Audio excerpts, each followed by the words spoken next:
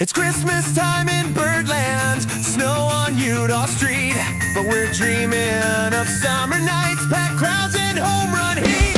Under the lights at Camden Yards, orange skies, big cheers, counting down the days till baseball season's here.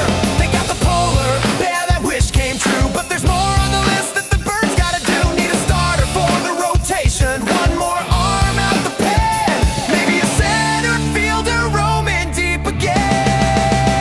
From April through October, fans all wish to say, get back to the playoffs here, that postseason day. Freddie, Peralta, Ranger, Suarez, Bellinger, surprise with someone we're not seeing yet before opening day arrives. The PigPen's open, the countdown's on today. We'll wait for 2026 till Birdland's back. I turn the lights. What's on your Orioles Christmas wish list? Hey! Birdland, what's going on? Hopefully everybody's had a good week so far. We got one more day until the old Saint Nick comes and visits everybody's home. Maybe the Orioles, who would know? But man, we got some things to go over tonight. I know a lot of people, and I apologize if you were here last night listening to Ben and I talk, and I was unable to read some comments and whatnot. But we're here tonight. We're gonna get after all these comments that we can. There's a big wish list, and I'll give you mine for starters. Obviously, a starting pitcher is probably on the top of everybody's list, and I can't pick between Ranger Suarez and Tetsuya Amaya. Obviously, if Freddie Peralta was on the table, Freddie would be my number one over both of those guys. But I don't know how on the table Freddie is, but obviously number one is starting pitcher for me. Let me go ahead and copy the link here. We'll post that in, and let me go and I'm going to make sure that you guys can all see the link, and I want to pin it so people can call in all night. We'll start taking calls here in just a couple minutes, but number two for me would probably be a left-handed bullpen arm. And I've been sitting here thinking today, with the Dodgers going after Edwin Diaz, is there a possibility that maybe Tanner Scott could be available? That's a guy that absolutely checks a lot of boxes for the Orioles. And if he is available, I don't know if he is, but if he is, that might really, really, really help the Orioles out. One, you get your high leverage lefty. And two, you get a guy who has closing experience. So, if Ryan Helsley's either tired or just maybe not performing well, you do have a good backup option there. And I don't know what it would cost to get him. Obviously, I don't even know if he's actually available or not, but I would definitely make a phone call. And number three would probably be center field. Now, I am a Colton Cowser fan, but if you could acquire Kyle Tucker or Cody Bellinger, and move Beavers to center, or put Bellinger in center and make Cowser available to trade for Peralta, there's a slew of things that you could do that I would be willing to definitely do. Is closer would probably be not closer, but another setup man would probably be my number four. Bullpen obviously is high on my priority list.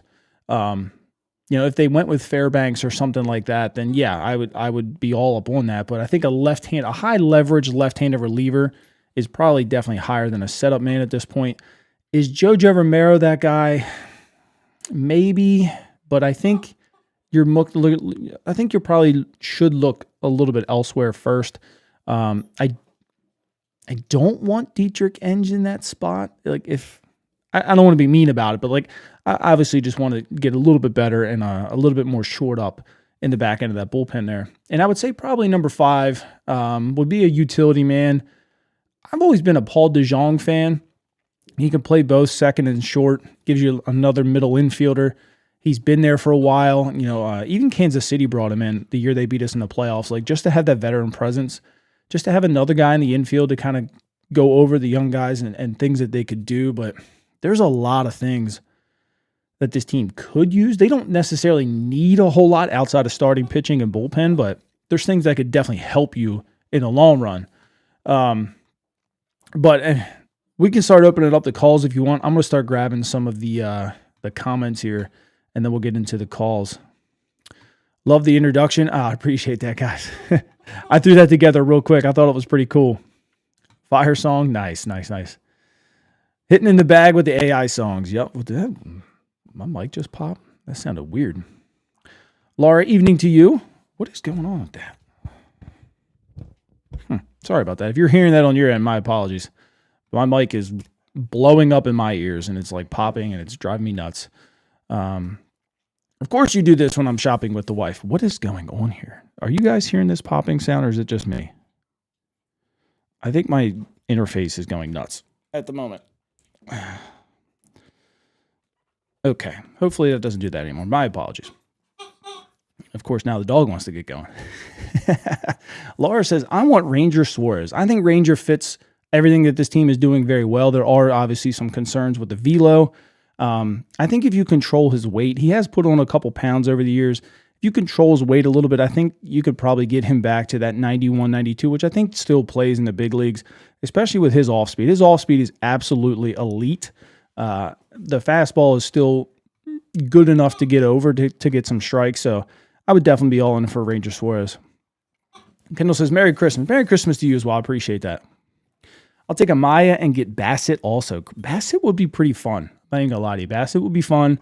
Amaya obviously would be game changing. Now, do I think that he would be like a standout ace in year one? Probably not. But if you get a guy that can come in and does pretty well, right? I mean, I would say like number 4 type well.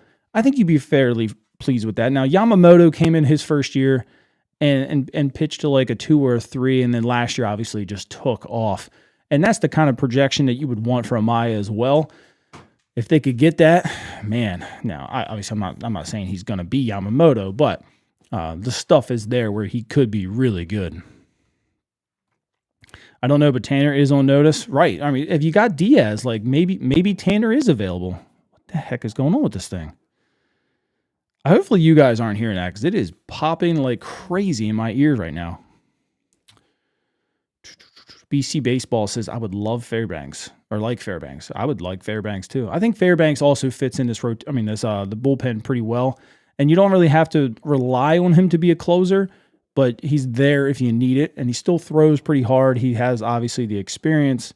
I just think he fits really, really well. I hear Ranger Suarez once 7 years. No way I would give him that much 4 or 5 tops. I think 5 is probably pretty fair for Ranger Suarez. Give me 1 second. This thing is popping like crazy. I'm going to restart it real quick.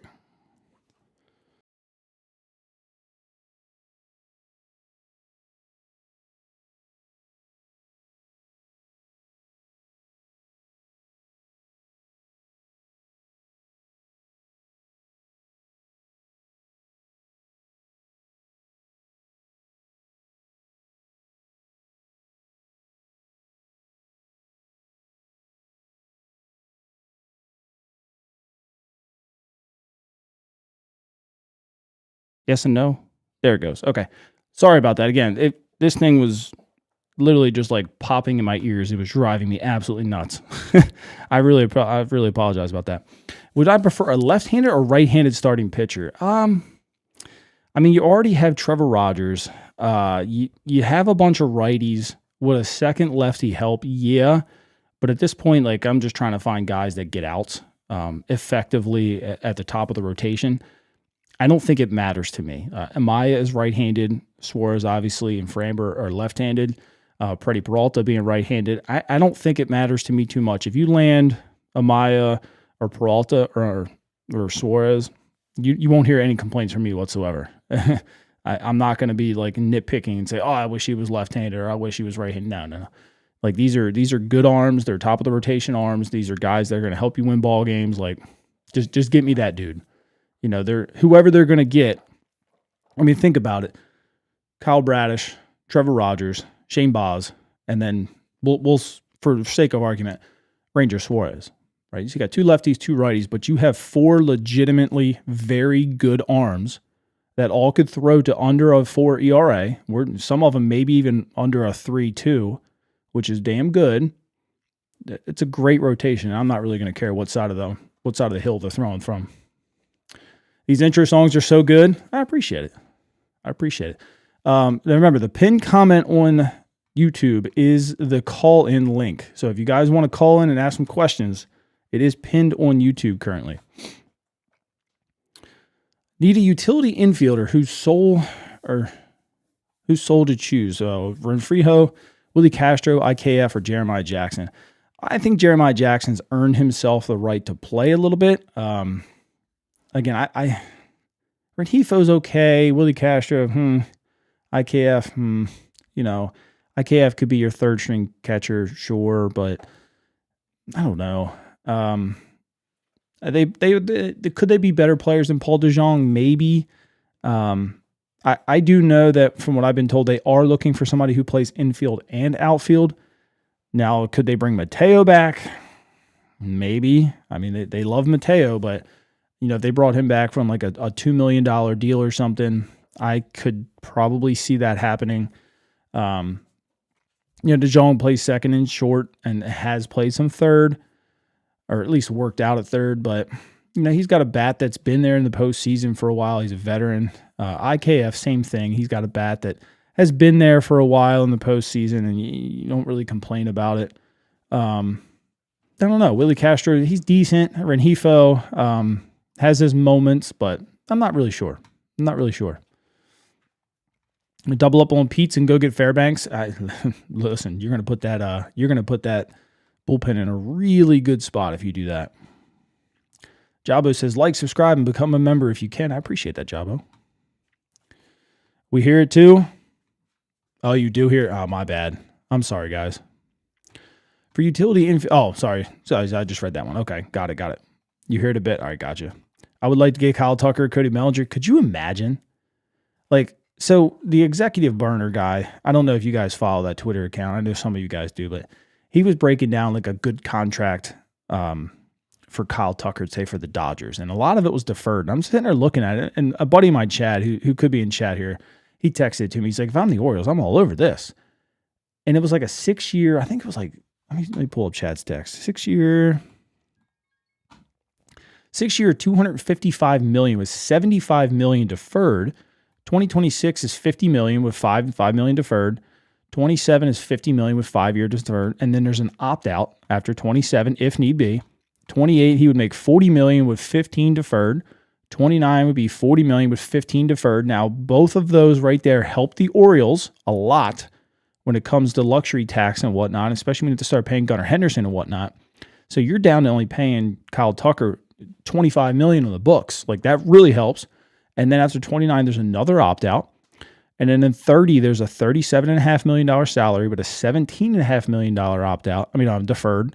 Again, you're down to $20 million on the books for luxury tax. That really, really helps. And then $37.5 million with $17.5 deferred.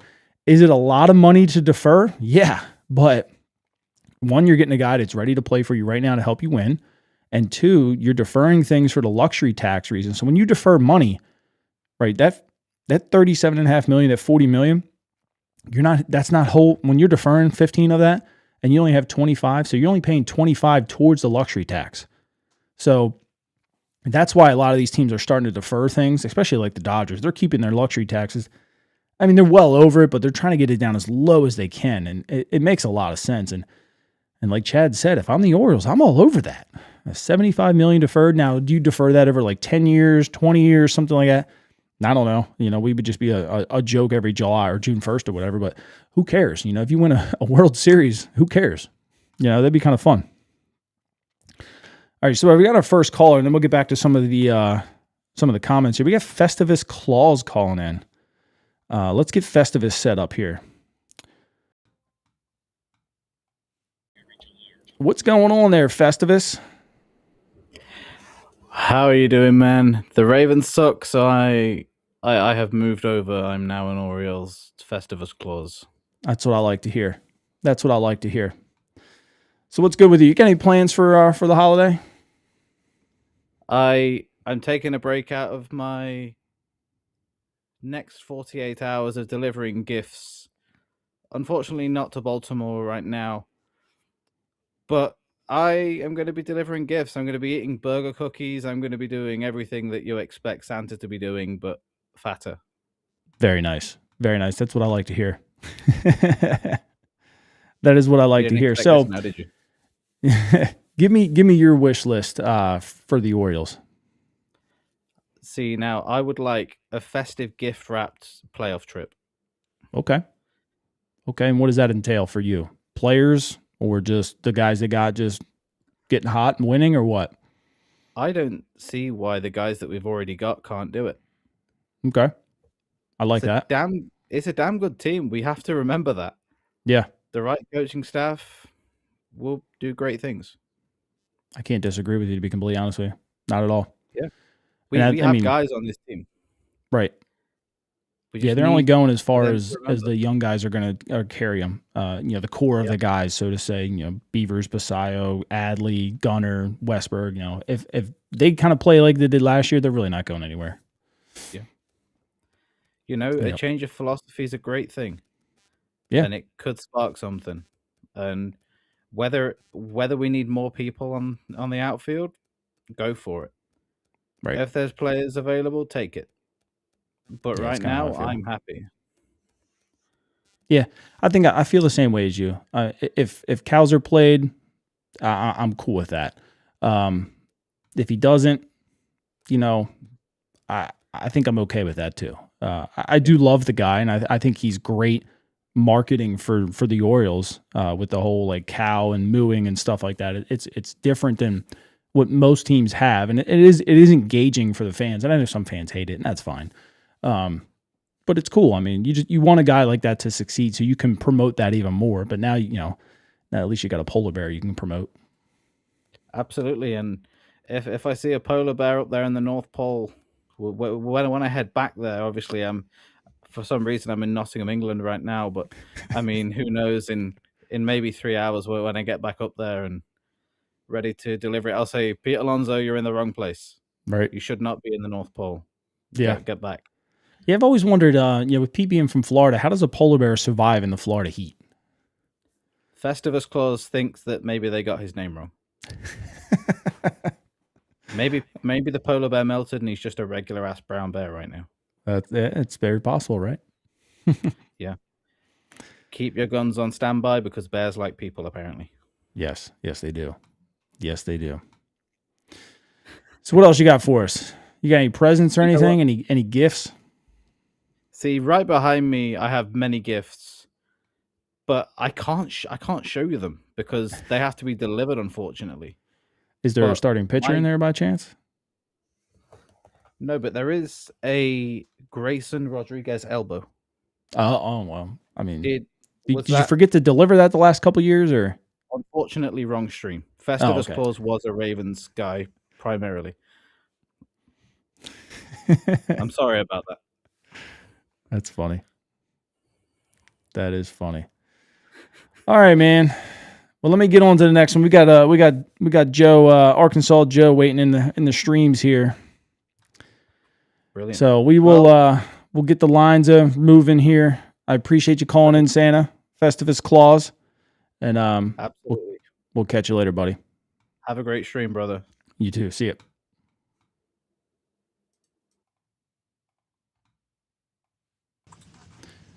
What's up, brother? What's going on? How's it going? What kind of shopping you getting done right now? She's in Lane Bryant exchanging a bunch of clothes and getting some other clothes. So very nice. I used the excuse my knee was hurting and got to the truck as fast as I could. Which it is, but Well, I do appreciate the super chat, by the way. I'm scrolling through here and I do see that. So thank you very much. Yeah, man, no problem. Merry Christmas. You too. You're doing a fantastic job, man. Getting on here every night and just building a brand. It's good to see. Appreciate it. I'm happy for you. That Ben McDonald interview last night was phenomenal. As I've said, I'm not tuning every minute, every podcast these days, and wish I would have seen the Blake Money part because we know that would have went a little sideways. Talking about LSU, yeah. But that would have been fun, all good fun. But yeah, Heston Kjerstad healthy in 2026. That's my Christmas wish. He could help the team in some way. I mean, when you look at the team right now, there's 11 guys. There's 2 available. One of those could be Mountcastle and Mayo. But if Hefson's healthy and he's hitting, do they go that route too? I don't know. I mean, who knows? Who knows? I mean, I would. It doesn't even bother me if he gets traded as long as he's healthy and gets to play. I want to see him be successful. I'm with you I there. mean, that's just what it's about, man. Health and being successful. You don't. Yep. You just don't want to see. I'd love to see him be successful as an Oriole, but I like his game.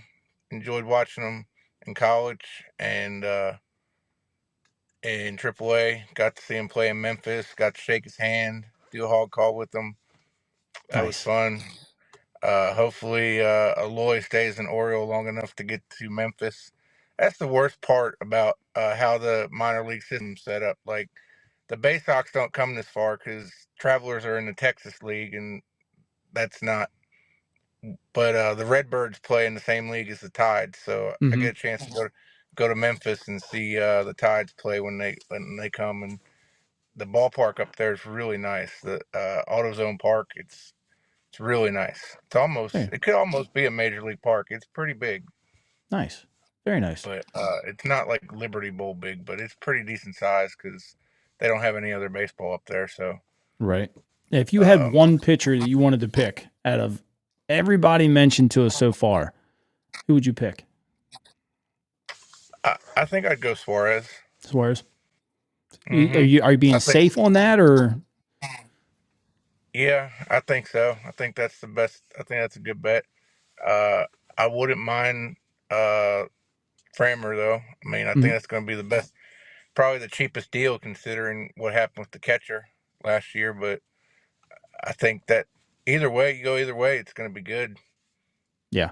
I think when I was But looking at the MLB executive burner guy, he was saying that Framber, and this is obviously projection, but he was thinking Framber only gets like 3 for 95 now. Like they think that his market has really collapsed. Now, I mean, when you think collapsed, I mean, you're still getting what, 30 something million a year. It's not that collapse, but I mean, 3 years for a guy that was expecting 7. I mean, that should open up a lot more teams. yeah, it should. I'd be happy with that too. Yeah. Just win. That's all I care about. Just win. Yeah. I mean, I like our guys. We get another guy, that's great, but just win. Yep. So Yeah, I think this coaching staff can get what they currently have, get a lot more out of them than previous regimes, and that I right gotta there go is then. going to make them win probably at least eight more games. You know, get you back already into the 90s. You acquire 1 or 2 more really top end arms, and this team could push 100 wins. Maybe. I don't want to go that far. Now I know you're saying 108 already, but did I lose you, Joe? I might have lost Joe. All right, let me get back here to some of the comments here real quick, and I don't want to leave you guys hanging on there. So put Wayne Ranger on Wee Govey. What's that? I don't know what Wee Govey is. My wish list is to hear Gunnar is signed for the next 10 years. Now that would be a hell of a Christmas present, wouldn't it? That would be a hell of a Christmas present. I'd be all over that one. I'd have a lot of fun. Let's see, Suarez or Valdez for the rotation. Bassett wouldn't be too bad either, and another bat of some kind, preferably a switch hitter. Now, I didn't even think too much about a switch hitter, to be completely honest with you, Steve, but it does make sense to maybe have a switch hitter. And Bassett, like, look, if you got Suarez and Bassett, right, and then you had, we'll say Bradish, Suarez, Rogers, Boz, and then you threw in Chris Bassett as your number 5, like that'd be pretty legit if you think about it. And I like Dean. I think Dean is a great number 5 in this league. But that's a hell of a good rotation right there. And then you could flip Dean for something. Everybody wants big league pitching for something. Dean Kramer has value in this league, and everybody knows that. he's got what, two or three more years of arbitration? I think two, at least two. Why would Milwaukee turn that down in a Freddie Peralta trade? Then you could, there's just a lot of things that you could do if you made Dean Kramer available. But if he's here, I love him. I'm gonna cheer him on. Kim says, my list: Ranger Suarez or Amaya.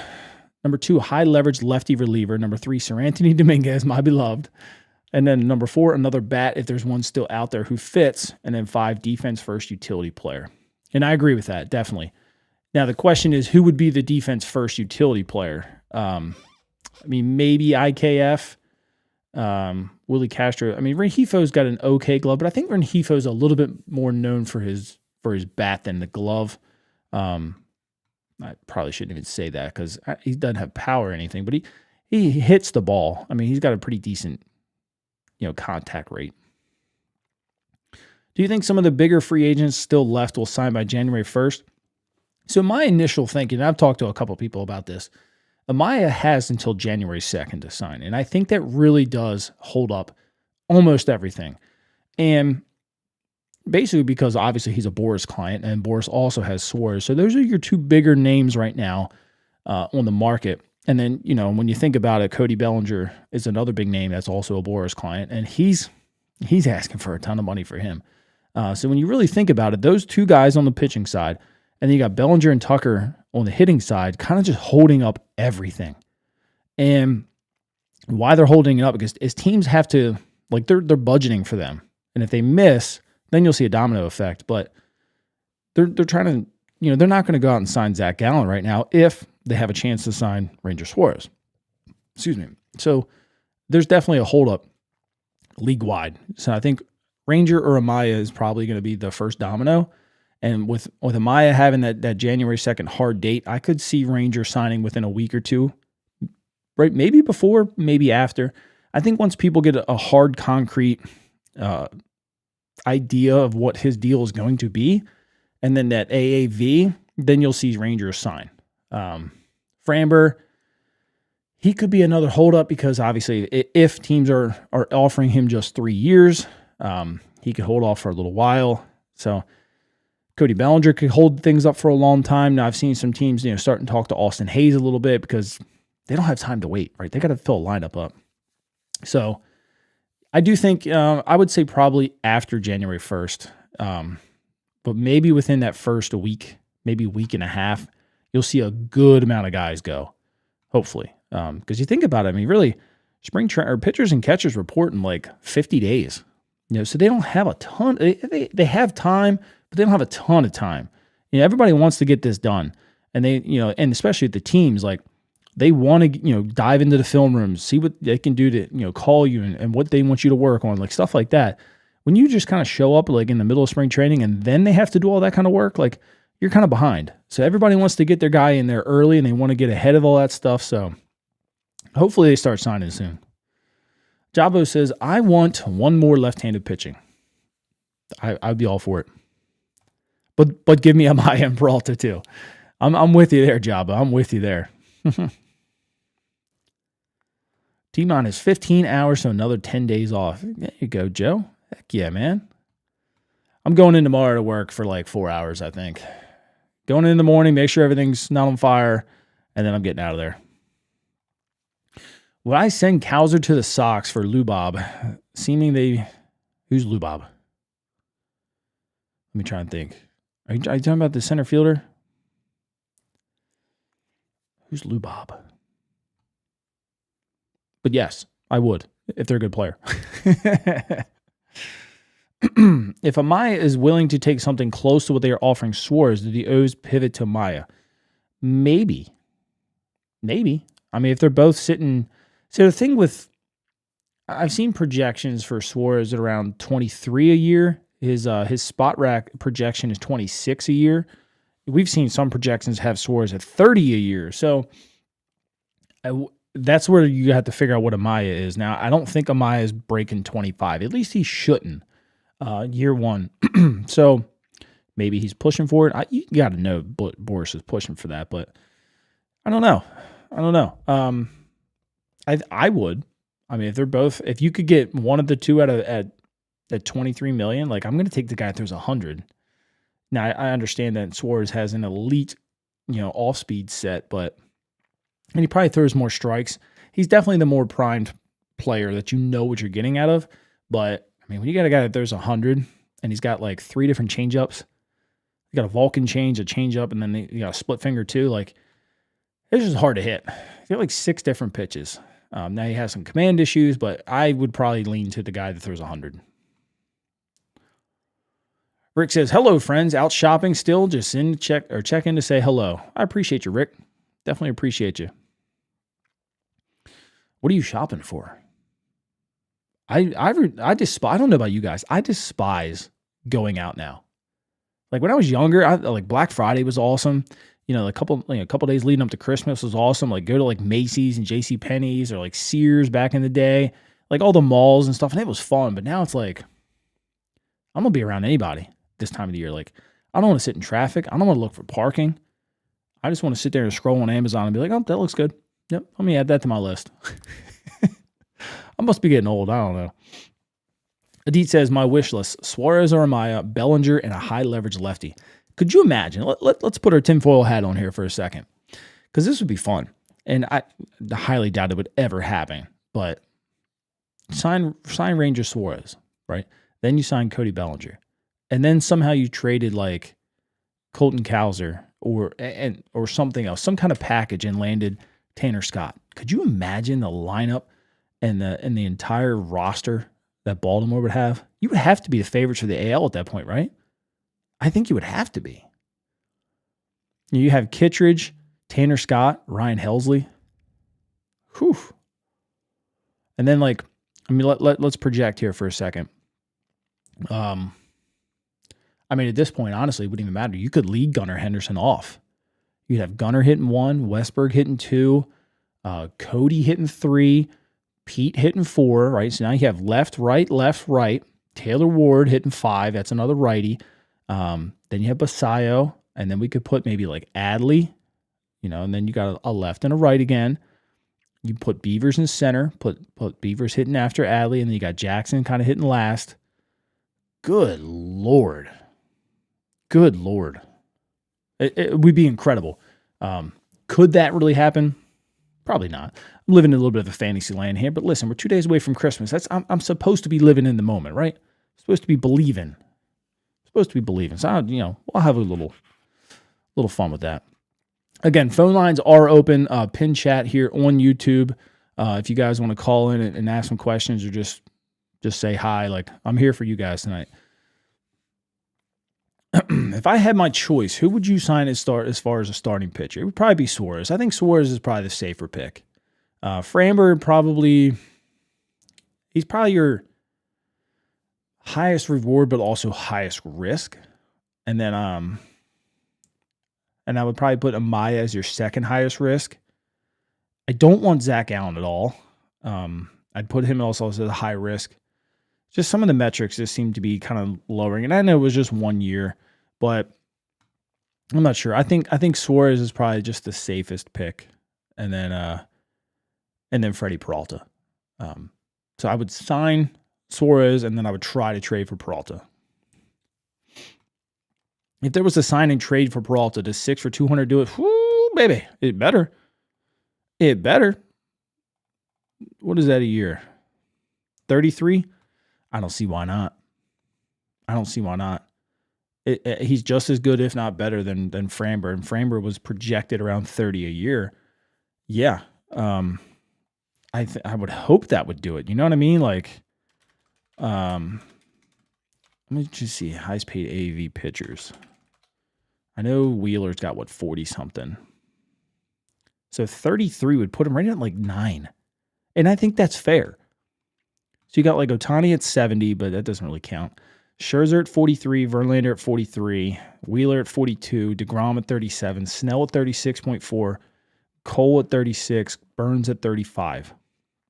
Now, obviously, I think there's a little bit less than that. Let me double check this is all right in Spot Rack. So I lied. I'm sorry. So payroll-wise, $33 a year would be the 4th highest in baseball. A little bit over Sonny Gray, a little bit over Tyler Glasnow. I think that's fair. Freddie's he's proven it in his career to be that kind of guy, and I think that would be fair. I think he's better than Tyler Glasnow. I would definitely give him 33 a year. Steve says Fairbanks for the bullpen would be a nice addition. It definitely would. All right. Chad says Wishlist brother. And he says 2 starting pitchers, 2 high leverage bullpen arms, and 1 big bat. So the only thing I would push back on with the high leverage bullpen arms, obviously 1 would be perfect. 2 starts to put you back in that range where you don't have anybody with options. So if you have like 1 or 2 starters in a row that just stink, right? You blow the bullpen open. Now you're sitting down with like, I don't even know if anybody would have an option. Because right now you're banking on, so even Wolfram doesn't have an option. So you would lose Wolfram. You'd have to DFA him. 2 starters would maybe move Kramer to the bullpen. I don't believe Kramer has any options left. So that would be the only thing I'd push back on. So Cade Stroud would probably be your only guy in the bullpen with an option at that point. And that's fine because I like Cade, but you can move up and down and whatnot. But I don't know. Now, obviously, I'm not going to complain. That's me nitpicking at that point. 2 high leverage guys obviously really set you up for success. But that would be my only nitpick. It's just not having enough options, but deal with it later. I'm cool with that. Deal with it later. Chef says, good evening and Merry Christmas to everybody. Good evening and Merry Christmas to you, Chef. I appreciate you stopping in. Problem is we still have Tyler O'Neill for a lot of money. How do we get rid of him and sign Tucker or Bellinger? Honestly, you eat some money. He's got 30, he was 16 and a half a year. So he made 49? So he's got 33 left. So if you ate 20 of it, that's a tall ask, obviously, but you eat 20 million and then he makes $6.5 million over the next, per season over the next 2 years at 13 million. I think a lot of teams in baseball would trade for that, honestly. Like right now, his value at 16.5 million is probably not that high. You get that down to 6.5 with him just hitting 34 home runs 2 years ago. Somebody's going to trade for that. In Kansas City, maybe. Someone's trading for Tyler O'Neill at 6.5. And if you want to get rid of him, that's how you do it. I'm not so sure the Orioles want to because they know the player that could be there. Now, could they do this next year if he struggles again, or they just cut him? Yeah, maybe. But I think they might try to keep him around. Linkers, I had no idea Santa was British. There's a lot of things you don't know. No, I'm just kidding.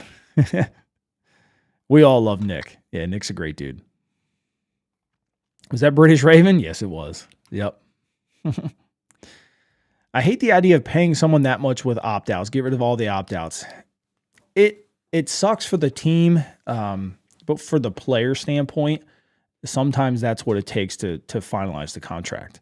And if that's what it took, like, do we really think, like, say even if he does like really, really well, like we're talking really, really well, right? So the first 4 years of that contract anyway, making 50 million, 37 or 40 and 40.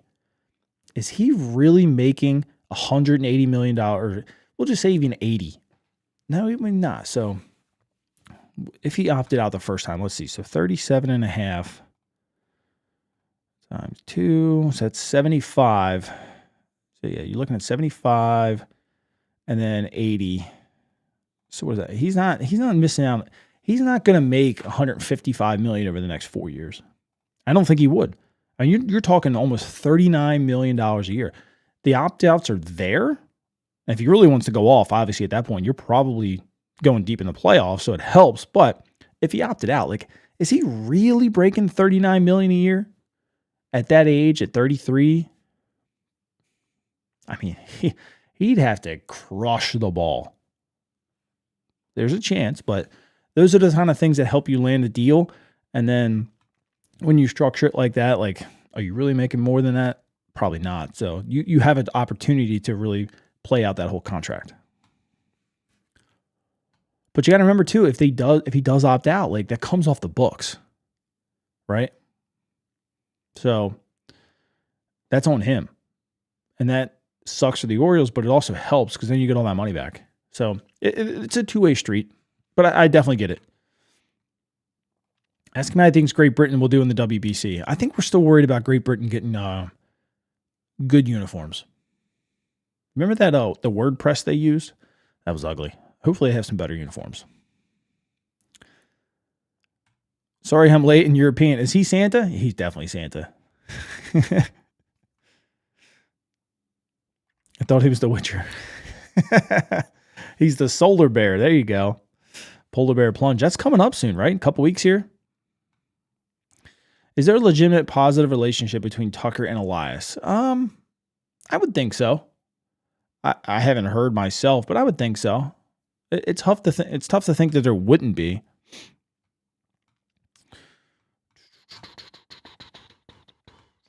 Yeah, again, just remember, pin comment at the very top. If you guys do want to call in, don't be shy.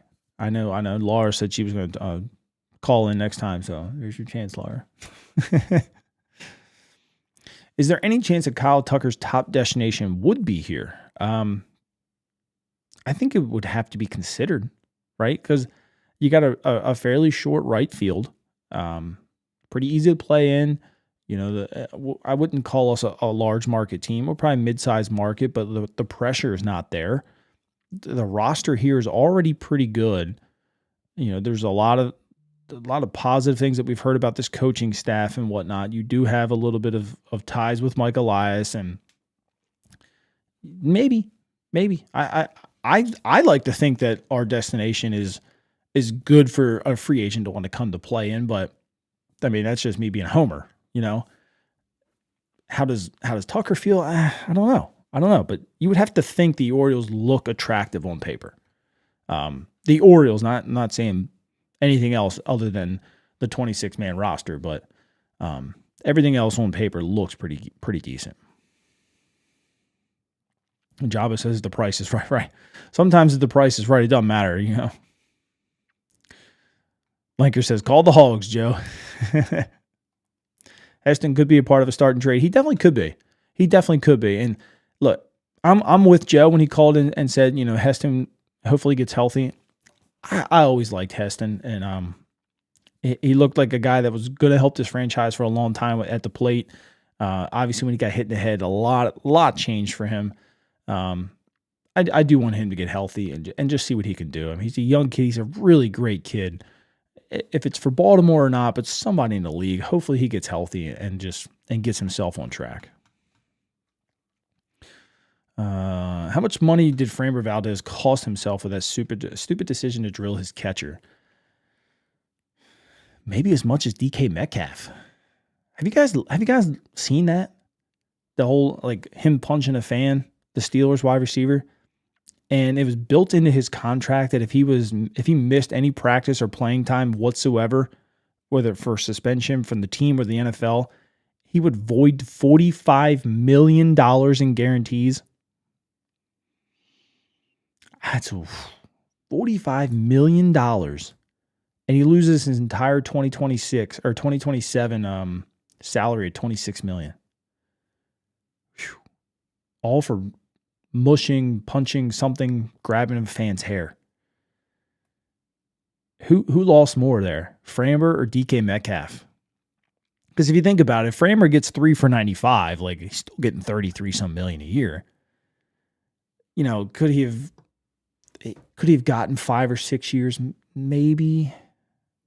I don't know if teams wanted to go that for him, but I think the two of them lost a ton of money regardless for their stupid decisions. But hey, rightfully so. Sometimes you just don't need to make stupid decisions in public. Pocket Watch. Thank you so much. Pocket Watch became a member here tonight. Thank you so much. I appreciate that. Thank you very much. I am working on some things in the background. I have a friend of mine, and Chad will tell you, Chad Kendrick and Chad here. We played softball with this guy for a long time, and he started to get into like the jersey making thing. He was actually my coach for a while, and I would love to start like getting like, I guess I don't want to say merch, but like I guess you call it merch. I don't know, but I want to get like basically just it's a white like sports shirt, like not an Under Armour, like a knockoff Under Armour, obviously, but with like the logo or something, and then like maybe like a bigger logo on the back, and kind of just leave it at that, and be able to start sending it out to the members. But the logistics are hard. I'm trying to iron a lot of that stuff out before I really talk about it too much. But that's something I want to do because I want to find a way to give back to you guys. Like, for me, like I streamed on Twitch for a while playing video games a long time ago, and the memberships on YouTube are way different than subscriptions on Twitch. I want to feel like your money is going to something, and whether that be me repaying you back, like sending a shirt or something like that. Like, yeah, call-ins and stuff are cool too. But I want to do a little bit more than that. Like I truly am appreciative of people that are willing to support me in any kind of way. And I mean, even just watching is some kind of support. So I appreciate all of you, but I do want to go and try to find a way to like really show my appreciation, if that makes sense. But it's not really ironed out just yet. So like I said, I don't want to talk about just too much yet, but I am kind of making phone calls and trying to figure out how things could work and stuff. But again, Pocket Watch, I'm truly appreciative of that. Thank you so much, and thank you for everybody else that does it. That's in chat right now and on. It leaves me speechless, to be completely honest with you guys. Like I'm that appreciative of it. So again, thank you. Joe said next time I had to bounce. Okay, I wasn't sure what happened. I appreciate it though. Daniel says Merry Christmas. Need a top kind of starting pitcher in a center field defense wise, the one we have in AAA. Talking about Bradfield. I've talked to a couple people. Sean Whipple and I have chatted a couple times. Like, is there a scenario that Enrique Bradfield gets a chance to play? Like, has a great spring. He is still left-handed, same as Cowser, obviously. But the defense is so elite. Like, if they can get him to a point where he could hit like 215 and walk a little bit and then go out and steal like 40, 45 bags, like, is that good enough? Because the defense is so freaking good. Like, I mean, defense in center field changes ball games. Speed on the bases changes ball games. Like, at where's the excuse me, where's the line that you draw for Bradfield to be like, give him a shot? Or like, do we have to say he has to hit at least 240? Is 215, 220 good enough in the big leagues? Because, I mean, he's your 9 hitter. Most guys are hitting around that. So, I don't know. I mean, is there a scenario where he breaks camp with the team? I don't know. I think for him, mostly he has to stay healthy. I don't know if you're going to find another center fielder who has the good enough defense in the free agent market as him. So, who knows? Who knows? Flip Dean from Romero and a prospect. So if Romero's he's a rental though. Like, I think you could probably get Jojo Romero for Judd Fabian, a center fielder who's blocked. Dog's back there. I don't know what the hell he's doing. He's looking at me like I just did something wrong. Jabba says, all I want for Christmas is, this is a family-friendly stream here, Jabbo. No, I'm just kidding. All I want for Christmas is Suarez or Valdez, Tucker, Bellinger, trade for Peralta or Gore, Amaya, and the left-handed reliever. Man, you're really trying to make David Rubinstein send some money, aren't you? Luis Robert, that's what I was thinking of. Yeah, Luis Robert. I thought about kicking the tires on him, but at $20 million, like, wow, that's tough. That's really tough, you know? Govey's a weight loss drug. Okay, yeah, throw him on there. See what happens. Who do I think is the most realistic pitcher to sign with the Orioles? I would probably say Ranger Suarez. Lou Bob is Luis Robert, my bad. Oh, I got you, Dan. Sorry about that. All right, we got a Deed calling in. I'm going to get back to some of these comments in just a second. We're going to get a Deed in here, and we're going to talk some stuff. What's up, brother? How's it going? Good. How are Yeah, I you? just had just a quick I just had a quick dinner. I just came back from work, then went to got workout in, then I got dinner. Now I'm here. There you go. What'd you have for So dinner? porto, which is like bread, and then some veggies and some chicken. Heck yeah. Very nice. So basically, yeah, it's like I said, my wish list is Suarez or Imai to fill out that rotation, then get Bellinger and Tucker to really reinforce that lineup, create more opportunities to flip.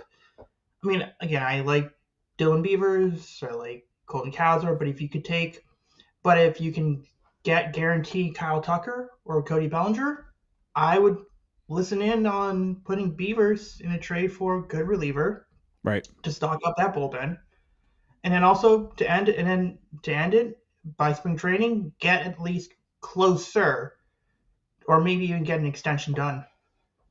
Yeah. Yeah. I think an extension would fill a lot of Christmas witches. Whether that be for Trevor Rogers or Gunnar. I mean, I think Gunner's probably everybody's favorite, but if it was Trevor Rogers, I don't think too many people would complain either.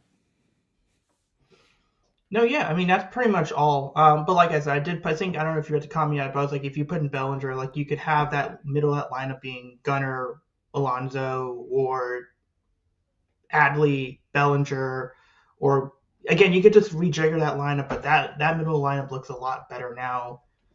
But I would be really, but again, that the tough part is if you go Kyle Tucker and Ranger Suarez, we already traded one draft pick. Is it a third and a fifth, or is it like what like how much Yeah. draft capital are we willing to lose at that point? Yeah. I mean, yeah, I see what you're saying there. I mean, yeah, you lose the complimentary first round. So pick 33. Third rounder would be what, 83? 83rd, And then 83, yeah, the fifth rounder would be what, like 160 something? something like that. 8 plus 30. If you add 30, what 140 maybe? Yeah, around that. Because you got a couple comp picks that go at the end of the third, but it's not too many. But we'll say, yeah, around 150 or something like that. But yeah, I mean, you got to go for it, I think, because, I mean, like many of us know, like at what point do these guys, especially in the third, fourth, fifth rounders, like, are they helping you in 2026 or 2027? Probably not. Probably not. It also puts pressure. I mean, look, we already outbid Boston for Alonso. I mean, Tampa. Let's see what happens with that trade.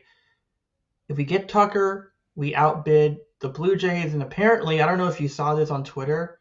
I don't know if it was me, but apparently, a lot of the Blue Jays players and coaches are following Kyle Tucker on Instagram.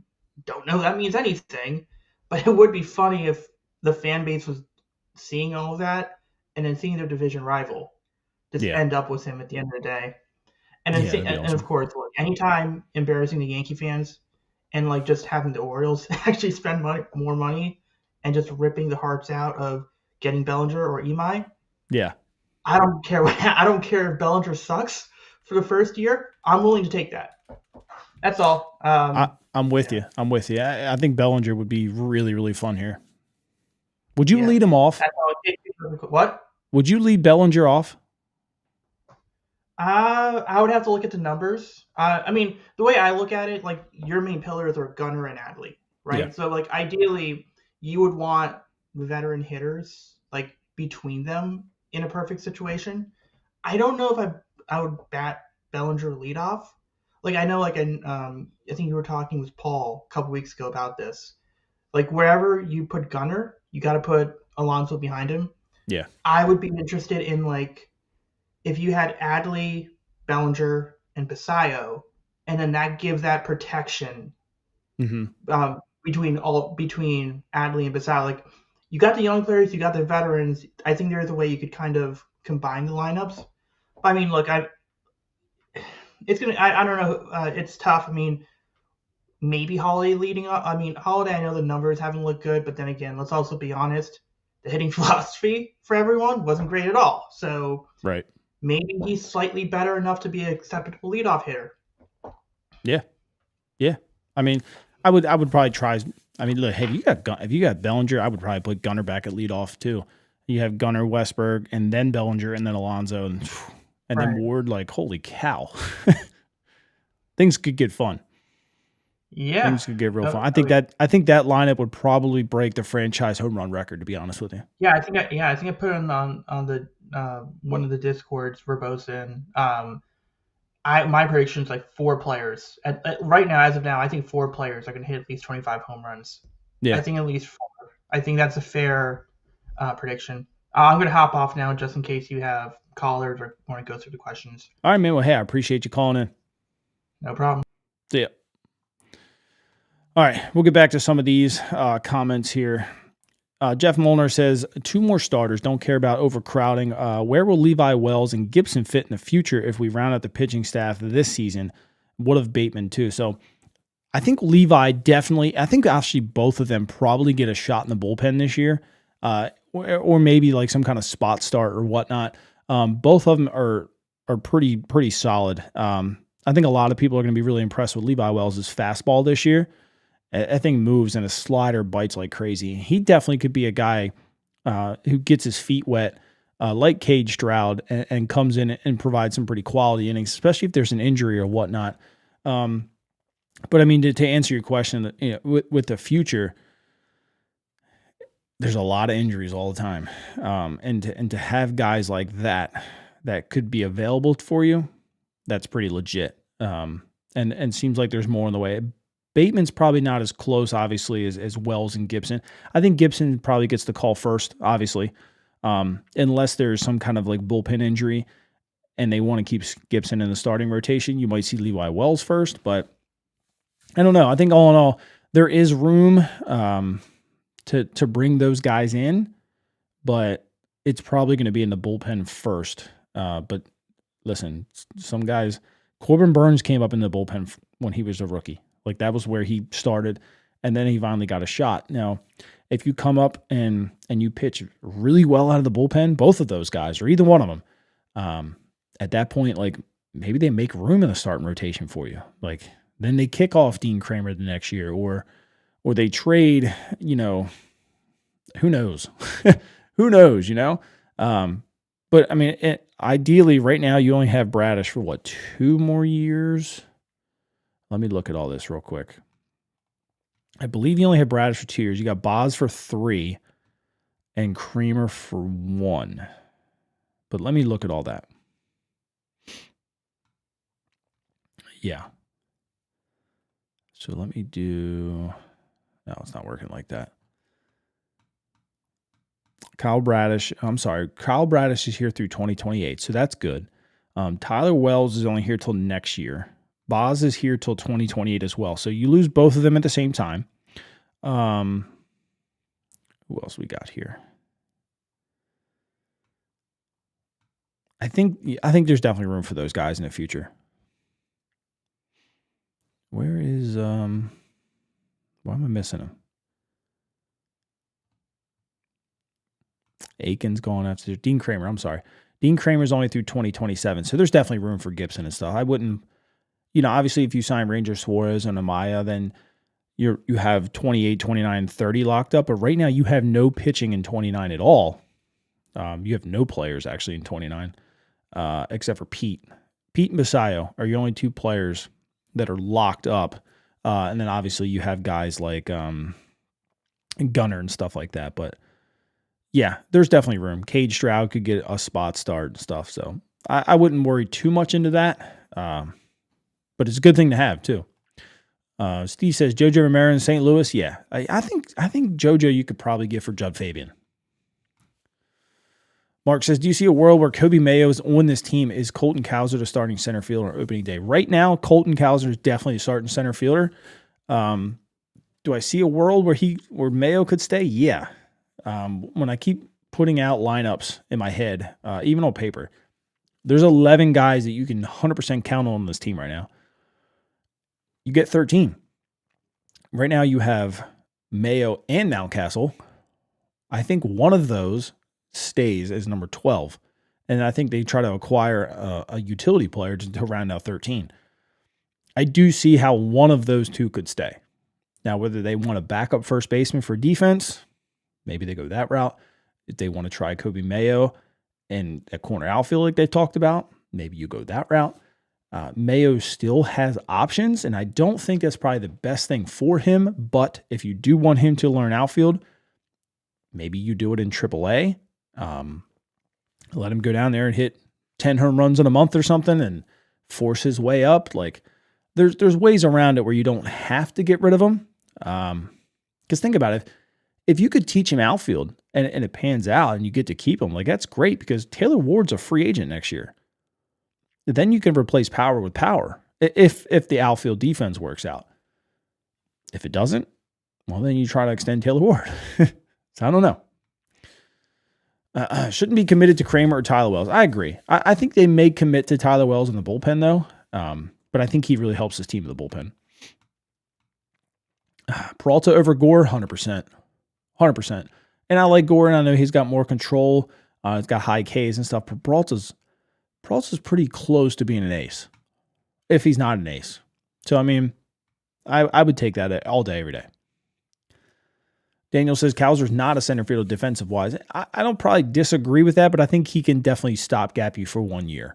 I think he can play defense good enough for 1 year. The biggest thing with him is just going to be the bat. If he gets the bat going, I don't think it matters. Like if he drops a ball or two or something like that in center field, like who cares? You know, just get to like 240, 250, hit 25 home runs, drive in 80 runs. Like that's good for Colton Cowser. And I think he needs to get himself to that level. This coaching staff will demand a different kind of play from the zeros, or from the O's. Let's go. Yes, I completely agree with you. I think we see the X's and O's on the defensive side. Everybody's going to know what base to throw to. I don't think we're going to see too many throwing errors anymore. There'll be a lot of different things than what we're used to seeing out of this team, I think. Not a wish list, but a prediction: sign Suarez, trade Kramer, and Mayo for Peralta, EBJ for Romero. EBJ's a lot to give up for a rental. He is. It would work, but I don't know if we should just yet. Enns and Rico Garcia are keepers. I would keep Enns. I think Rico, you could probably up. If I'm signing Pete Fairbanks, I'm probably taking Rico's spot. But there are some guys I think Rico may be a little bit better than, but it just depends on who it is and who would take that spot. Same thing with Tanner Scott. I'd send Dietrich Enns out for Tanner Scott. Like, it just depends on who you acquire. I think it's going to be one more starting pitcher, one lefty reliever, maybe one depth outfitter. I think I'm cool with that. I think we all probably agree and chat with that. Keegan Gillies will make a mark. I don't disagree with that either. I think he's got a pretty lively fastball too. Jeremiah Jackson's legit, yeah. Cano has options, yeah. I think Cano likely starts in AAA. He has some issues, obviously, with the sinker, but everything else is the changeup is still really good. And it's just something about the two-seamer right now that's just not working. It's getting obliterated. I think they exercise one of those options. They send him to AAA. They have him work on it. And then, look, if you get Canoed back to what Cano is, like, I'm not writing him off. Like, you send him in AAA and let him try to figure it out. Like, when he's on, he really helps a bullpen. In the 6th and 7th inning, like, he helps. So that's a guy that I hope figures it out. And I hope they kind of get in his ear and work on some things and get him back to what he used to be, because we've seen him at his best, and it was freaking dominant. And even if he gets back to like 85, 90% of that, he's still better than a lot of guys in this league. Maybe not in the back end of a bullpen, but in the 6th and 7th inning, like he's pretty good. Trade Aiken, we can do better. I can agree with that as well. When I pulled some numbers, I think he was one of the worst lefties in all of baseball. Obviously, if he's here, I'm going to root him on, but he's a guy that I do want to try to upgrade from. If the Birds got Tucker, the Jays fans would have a collective hissy fit. Wouldn't that be awesome? Wouldn't that be awesome? If Gibson likely to debut this year, what role could be played if he does? I think it would probably be you're going to see him in the bullpen at least some point. If not, like a doubleheader, like 27th man starter kind of thing. But I think we do see Craig Gibson at least one time this year.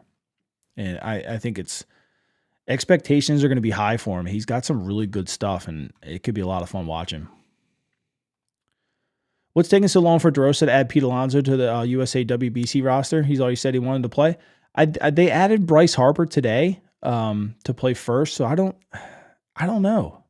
I don't know, dude, because you got Schwarber already DHing. Like, I don't know. There's some other guys too that I thought would be pretty good for that roster, but they haven't called anybody. But there's a difference. Like maybe teams don't let them, kind of thing. There's a lot of things we probably don't know about with the WBC, but it would be pretty freaking awesome to see Pete out there. If the O's get Tucker, it's on $250 million payroll. I mean, you think about it. Right now, they're at what, 173 with the luxury tax. Luxury tax takes a lot into consideration that I didn't realize. It actually takes into player medicals and then minor league salaries and stuff like that too. So we'll say you added Tucker at 45, right? You're still only at 210, and the luxury tax threshold's 244. Like you've got room to add Kyle Tucker if you want to. I'd be trying. Heston's time has passed. It may have passed with the Orioles, but like for Heston's sake, I hope he gets himself healthy to a point where he can contribute somewhere. That's how I feel. I just like Heston. We could add Tucker and not be anywhere close. Yeah, I was just saying that. It's a good job, Justin. My bad. We could add Tucker and not be anywhere close to that $250 million payroll. It's all about whether Elias wants to or not, or whether he can. Yeah, I agree. Boris said himself during the meetings that he said Craig came in and did a great job. After the meeting, he pulled Mike to the side and said something changed in Baltimore. Great signing moving forward. Listen, anytime you can get somebody like Scott Boras on your side, things are definitely changing. Definitely changing, which is good. Who is a sneaky candidate for the Orioles as their fifth rotation piece? I think fifth right now is probably going to be Dean Kramer. But you still have to fill out another spot or two. I mean, right this second, you probably have Kyle Bradish, Trevor Rogers, Shane Baz, Tyler Wells, and Dean Kramer. Now, if you sign Suarez, now you have Kyle Bradish, Suarez, Rogers, Baz, Kramer. And we all start to feel a lot better about that. If you really wanted to get funky and bring in Freddie Peralta, man, now we're really cooking with gas, right? Because now you have Bradish, Peralta, Suarez, Rogers, and Baz. Holy crap. Someone unmentioned. Oh, I see that. You see that. So someone unmentioned as a fifth piece. The unmentioned ones are hard because you really don't know. Like, nobody knew that Shane Baz was on their radar. We kind of saw early that morning that like Houston was trying to acquire him, and I think Arizona. So like, could something like that, like, I've always been a big Jose Soriano fan over in the Angels. Is he available? I would say no, but Shane Baz was not available either. Sometimes you just got to overwhelm somebody. If I had to pick one, I don't know if I would pick one in the starting rotation. If I would pick a sneaky candidate at all on the pitching staff, I would say it would be somebody from Tampa, because I think Tampa wants to move some guys, and they have guys like Griffin Jacks, Garrett Cleavinger, and Edwin Yacida. Any one of those three, and holy crap, this bullpen gets transformed. Would love to pick one of those guys from them. Jeff says, leave Holiday at second base. He's okay defensive-wise. We're going to see more this year. I think with Miguel Cairo is going to help a lot too. And Jabo says, yeah, he's 22. Yeah, he's got time to learn. The Wizard of Baz has to giveaway has to happen, right? Yeah, that'd be kind of funny. The Wizard of Baz. Steve says Bradfield has elite speed too. Yes, he does. He's a game changer. 330 on base with doubles and steals. I'm all with that. Bradfield Jr. should be here by midsummer. People think he won't hit in the MLB. What? That's what I said. So you got to figure out like what is acceptable. You could say he doesn't hit, but like what's acceptable? And to me, it's like Jabo said, you get a 330 on base percentage and you get some doubles and a lot of steals and play elite defense like that. Yeah, I'm cool with that. Is it nice to have a power hitting center fielder? Yeah, sure. It is. Anytime you can find a power hitting anything, it's a plus, but defense goes a long way too. Shortstop Belanger was a bad hitter in the 60s and 70s, but he was a great shortstop. Put center fielder in 9 spot. Right. Exactly.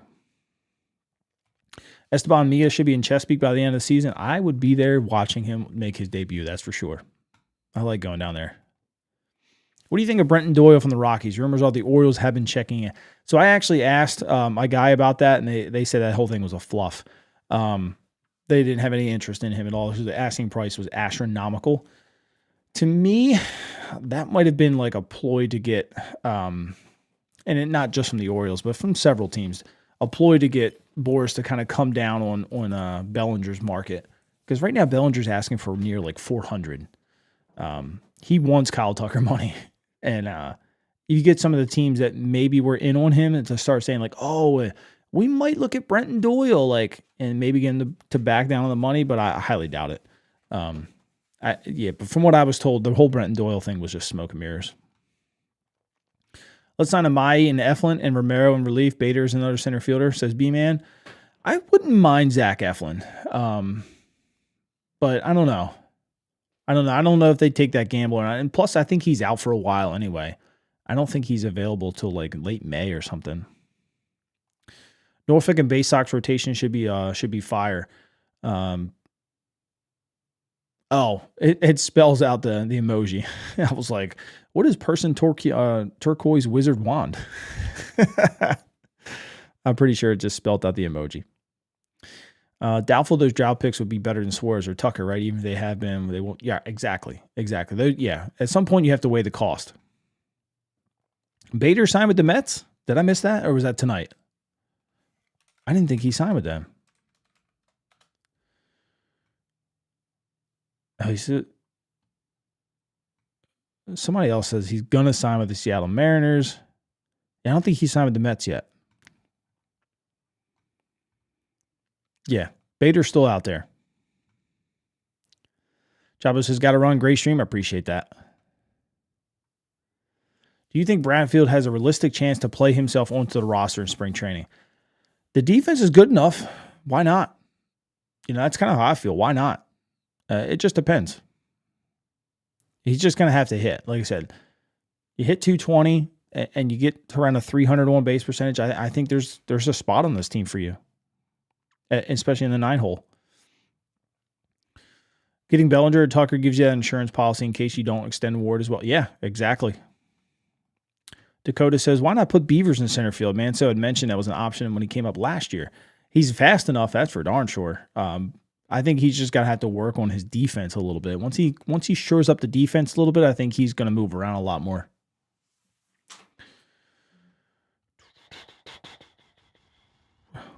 No way the Cardinals would want Tyler O'Neill as a secondary piece in a trade for Romero, right? No, because the Cardinals are trying to shave money. Like, I even thought, like, is there room for, what's it called? Ryan Mountcastle. And I'm like, no, because he's making $8 million this year. Like, they're legit. They want their payroll below $75 million. Like, their owner has the fourth most money in baseball, and they want their payroll below $75 million. It's kind of embarrassing. Yeah, they're trying to shave as much money as possible. What would Povic's role be if he's not in the rotation? I think Povic could overtake Aiken. Now, I know the fastball, obviously the velocity is not as high, but when you look at Povic's his stats from first time to the lineup, he's actually pretty good. And if he had him as like a long man or something like that, who had to eat up 1 or 2, maybe 3 innings, you could probably only go through the lineup one time in 3 innings, hopefully. But even if you only got 2 out of that, like I like my chances with Cade Povic. He would probably throw just a little bit harder. Not obviously as hard as Aiken, but he would throw a little bit harder than compared to as a starter. There's definitely room for him. There's definitely room for him in that bullpen, I think. Thoughts on Zach Allen? I'm very weary on Zach Allen. I know last year was just a down year, but I don't see it getting a whole lot better. I could be wrong though. I could be wrong. Would I take him? I don't know. Like, is he better than Dean Kramer? Used to be, but is he now? That's the question. I don't want to be wrong trying either. You know what I mean? Like, what you have out of Dean Kramer. But obviously, if you guessed right and he really took off, like, it helps. But I think we've tried that one too many times, and at this point, like, just go get the safe option. Zach Eflin would be a good 5. He would, but I think he's out for a little while. Why don't we just sign Colomb? He's relatively cheap and he's still shut down lefty. I agree with you. I don't know if they're going to say like it makes us look dumb with the medicals if we bring him back. I don't know how they feel about that, but I do like him. Cozy Nate says $400 million US. Boris is losing it. Yeah, yep, that's what he's looking for. The Bellinger for $400 million was debunked. Okay, well that's good. Are you confident, says Andrew, that the Orioles will sign Valdez or Suarez, or do you think they will trade for another starter? I don't want to get people too excited. I am confident that they sign Suarez, but I don't want you to be like, oh, we're signing Suarez. You know, like my confidence level's over 50%, but I wouldn't say it's like 80 or something like that. I just think there's a solid shot that like once Amai signs, I think we are probably the favorites to sign Suarez. But look, we all have the same PTSD. Pen's got to hit the paper. You know what I mean? Is Trevor Rogers a high leverage lefty? Could he be? Yeah. But after the year he had last year, like he's going to stay in the starting rotation and get that money. He's not going to cost himself millions to go to the bullpen just yet. You heard the $400 million thing was walked back by the guy who said, oh, that's good. That's good because that was just dumb. I could see Gallen going to the Yankees or Mets. Both of them got some work to do. So, yeah, I could too. And Kim says Bader's unsigned still. Yeah. Bader would be fine. But Bader at like 10 to 12 million a year, like it seems like a lot for a center fielder. Now, I understand the defense is still good, but what did he hit last year? Like, I don't even know if I would want to pay Harrison Bader almost $12 million. Well, okay, he did better than I thought. 277, 17 home runs. That's a lot better than I thought, actually. I guess that's worth $10 million. I was thinking he was like a 230 hitter for some reason. Which I don't even know why. He's a career 247 guy. So he hit 305 in Philly. That's pretty freaking good. 258 in Minnesota. 277 overall. So it was the Mets that he did in 2024. 236. That's what I remember. Okay, and then 161. He was hurt a little bit in Cincinnati. And 240. And so so 2023, 2024, 2022, not very good either. I think that's what I was remembering. So, but he had a really good year last year in Minnesota and Philadelphia. But again, at 31, $10 million a year, like I would just be really scared to give that out. I don't know. Taylor Rogers, the lefty, not sure. Oh, gotcha. My bad. Yeah, you remember that? Remember that thing that I pulled up about that? Let me see if I can find it real quick. I made a graphic on Twitter comparing. I don't think I put JoJo on. Or did I put JoJo? I did put JoJo on there. It was Taylor Rogers, JoJo Romero, and Danny Coulomb. And I'm gonna try and put it up on the screen real quick when I find it. So we can kind of look at it together. So let me go to this one, drag this here, and I'm going to move myself over. So, yeah, and try and make this a little bit bigger. I'll make me a little bit smaller. But yeah, so here's Taylor Rogers, JoJo Romero, and Danny Coulomb. So Taylor's good, Romero's decent, Danny's still really good. I mean, you see their SIERA scores. Taylor Rogers was better. What I found was weird, like the clutch in the WPA and Taylor Rogers was horrible, and it was good on Danny, and it was pretty decent on Romero too. But like, it's weird to see a clutch in the WPA that bad, but then still have a really good SIERA score. The FIP obviously on Rogers was the worst. And the whip too, and the ERA, but I still think he's an effective option. But I don't know. I like him. I'd take him. I would probably maybe take Romero first, but like Coulomb's not a bad option either. He did get hurt again, didn't pitch a whole year, but again, like if I'm just trading Jub Fabian for JoJo Romero, then yeah, I'm doing that all day over signing Taylor Rogers, because Rogers you're probably gonna have to give like $7 or $8 million to, and I want to say JoJo Romero is only like 5.5 in arbitration, I think. Let me look it up real quick. So he made $2.6 million last year. He's projected $5.8 million this year. So that's cheaper than what you're going to sign Taylor Rogers for. and maybe like a touch higher than what you would pay Danny Coulomb for. But all in all, I'm not 100% sure what I would do there, to be completely honest with you. That would be a tough call. I think JoJo might be the play there, but I don't know. I don't know for sure. What are the chances Mayo's actually with the O's by opening day? I would say right now 40%, maybe 50, maybe 50. Terminator said, "What about Trevor Bauer?" I don't think you see him in the majors anymore. I think he's just blacklisted. Comment earlier was talking about Taylor Rogers. Yeah, it was my bad. I missed that one. My apologies. Should the Orioles trade Cowser or Beavers? Yes. Who? I don't know. But yes. But for the right guy, right? If it's Peralta or something like that, yes, 100%. Do any of that. Chad said, thoughts on bringing Sir Anthony back? I like Sir Anthony.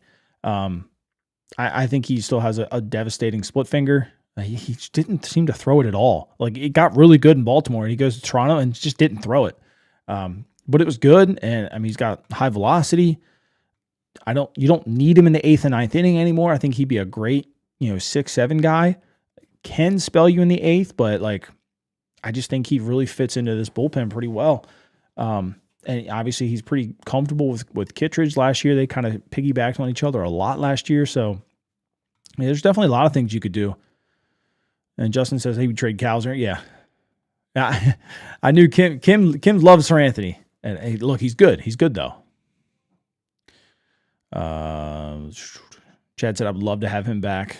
I'm biased because Sir Anthony, my favorite player for years, but I agree. Yeah. I mean, he's got some filthy stuff, some absolutely filthy stuff. Where's the Orioles payroll at this year compared to last year? Let me see, because there's different ways of looking at it. Let's see. Let's just do tax. MLB contracts. Is it active?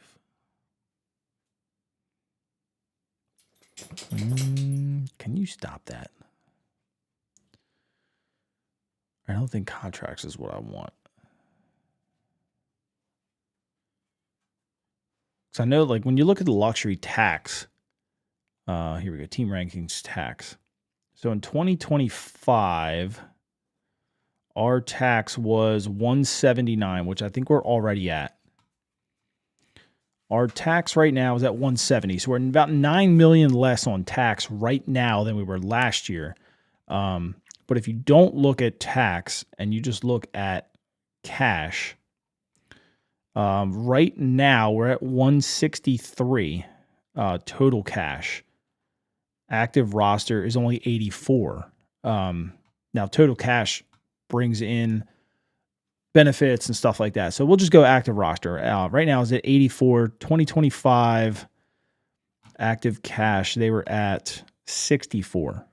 So they're already 20 million more. Total cash obviously brings in, like I said, more stuff. But either way, they're set to exceed the next player they signed. They exceed last year. So they're in a good spot. B-Man says Fairbanks. I'd love Fairbanks. Fairbanks and Sir Anthony Dominguez, be that two guys in your bullpen right there, right? And we'll call it a day right there. I think that's fine. When do you think the starting pitching market finally heats up? Once Amaya signs, yeah, I think he's the dominant right now. Nobody knows what to give him, and he's got Scott Boras as his freaking agent. Like, how do you handle that? Like, do you overpay him? Do you underpay him? Like. And there's fastball velocity concerns with Ranger. There's character concerns with Framber. Like, they're going to use all that against these guys. But then you got Boris is like, well, hey, my guy's pretty clean over here in Japan. Like, let's give him the most money. So he's definitely a domino. He has to sign by January 2nd. Yeah, I think things start moving either right before the 2nd or right after the 2nd. Payroll is lower than last year right now. Yeah, just barely. But man, time flies when you're having fun. We're an hour and 24 minutes in. Holy cow. Time freaking flies when you're having fun.